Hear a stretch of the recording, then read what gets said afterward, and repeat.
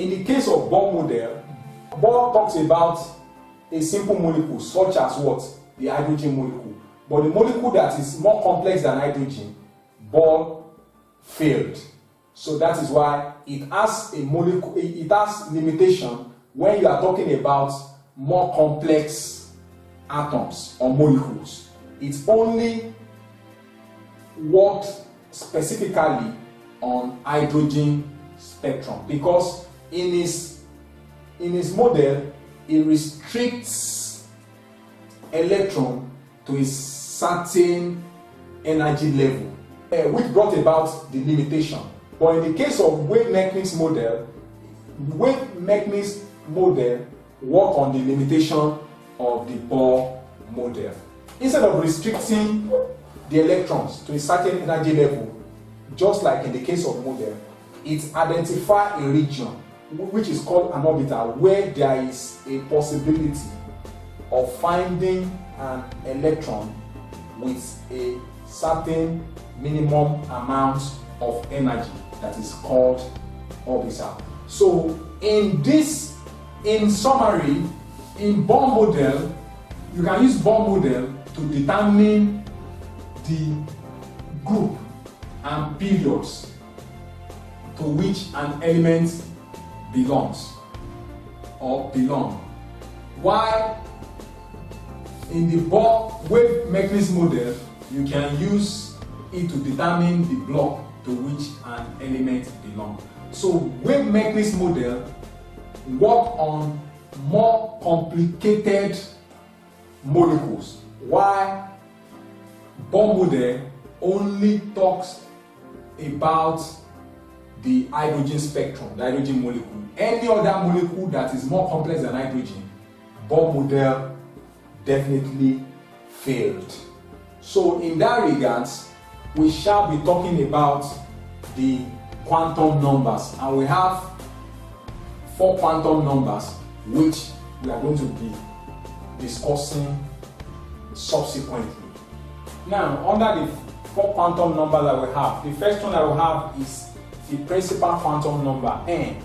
It determines the energy levels, or what? Shells. So what it means is that it measures the distance between the positively charged nucleus and the outermost electron.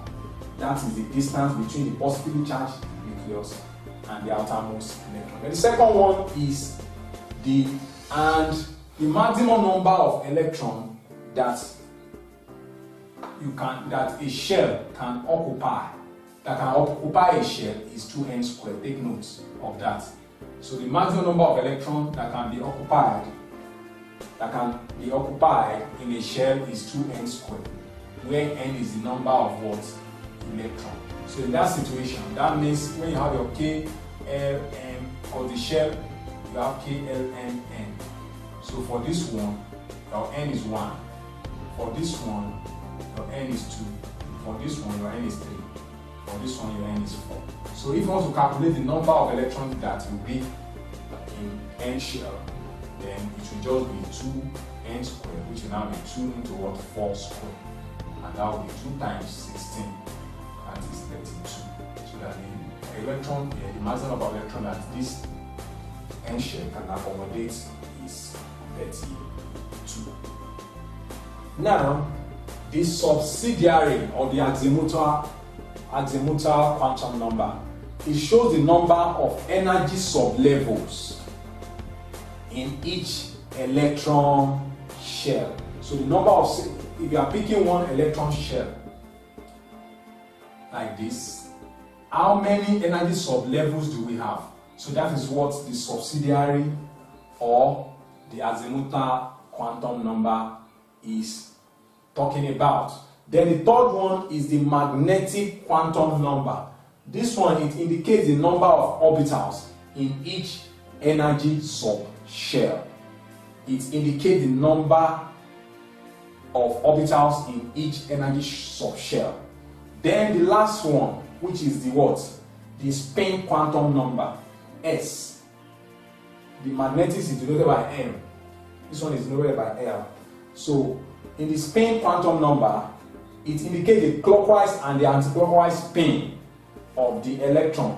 So it has values of plus half, minus half, just like as it is justified in a shell of, let's say, S, where one electron will spin up and the other one will spin down. That is, no two electrons are what?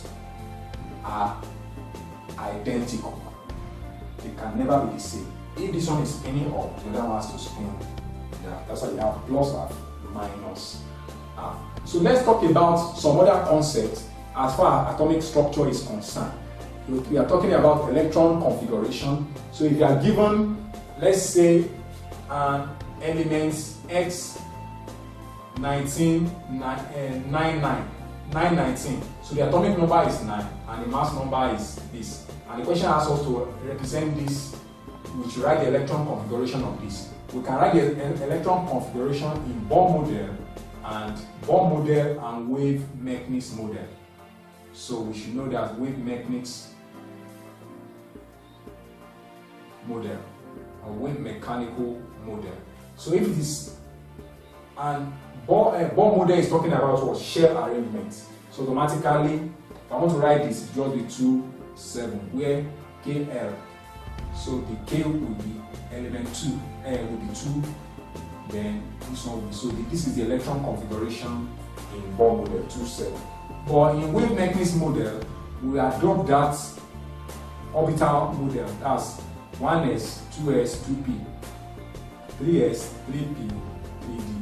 So this one is enough. We strike it like this. Then we have 1s, 2, 2s follow, 2s, 2. Maximum number of electrons for s orbital is 2. The maximum number of electrons for p orbital is 6. The maximum number of electrons for d orbital is 10, while the maximum number of electrons for f orbital is 14. So take note of these points. Then we have 1s2, 2s2, 2p, remaining what? 5 to make it 9. So we have 2 plus 2 plus 5, that's 9. So this is the wave mechanics model, and this is the what? Bohr model. So if I'm to write electron configuration of this element, whether between 2,7 or 1s2, 2s2, 2p, 5. That is the way to write the electron configuration. And that is what electron configuration is definitely talking about. Then, atomic number. What is atomic number? Atomic number is the number of protons in the nucleus of an atom. What about mass number? Mass number is the sum of protons and neutrons in the nucleus of an element. Isotopes are atoms of an element having the same atomic number but different mass number. Take note of that. Specific examples should be drawn from elements of atomic number 1 to 20. Shape of S and P. Shape of S is spherical. Take note of that. S shape, S orbital. It is what? Spherical. The shape is what? Spherical. While the shape of P is dumbbell. Dumbbell shape. F or A, P orbital is what? Dumbbell shape. Dumbbell shape. So the shape is like this, like your 8 dumbbell. So dumbbell shape. So take note of that. Then where you have, talking about your Py now, we're saying it's moving like this. Where your P is your Py, your Px.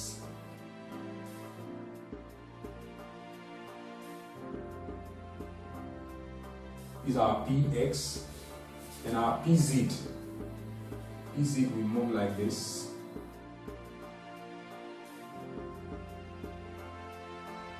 Pz. So that's what we have.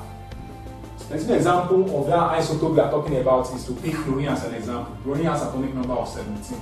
So we have fluorine 3517, and we also have 3717 fluorine. So this is an example of what? An isotope. The objectives. Candidates should be able to distinguish between atom, molecules, and ions, which I have defined, assess the contribution of these scientists to the development of the atomic structure, which we have talked about, then deduce the number of protons, neutrons, and electrons from atomic and mass number of an atom. Yes, we can also deduce that if you are given, let's say, 19, then atomic number here is what? Atomic number is 9. What about mass number? Mass number is 19. Then we know that mass number is equal to atomic number plus number of neutrons. Take note of that. So if I'm to determine the number of neutrons as far as this species or atom is concerned, since the mass number is 19 and the atomic number is 9 plus n, I can calculate my n. My n will definitely be 19 minus 9, and that will be 10. So that means for this particular atom, there are 10 neutrons. Then apply the rules guiding the arrangement of electrons in an atom. That is what I'll be able to apply using this format. So we strike it that way. So if you have more than this, you also continue to strike. So you strike it that way. That is how you are meant to determine by using wavelength model. Then relate isotopy to mass number. Yes, I'll be able to relate isotopy to mass number. We have difference in mass number. Difference in mass number. That's isotopy. Then also perform simple calculations on relative atomic mass. Determine the number of electrons in S and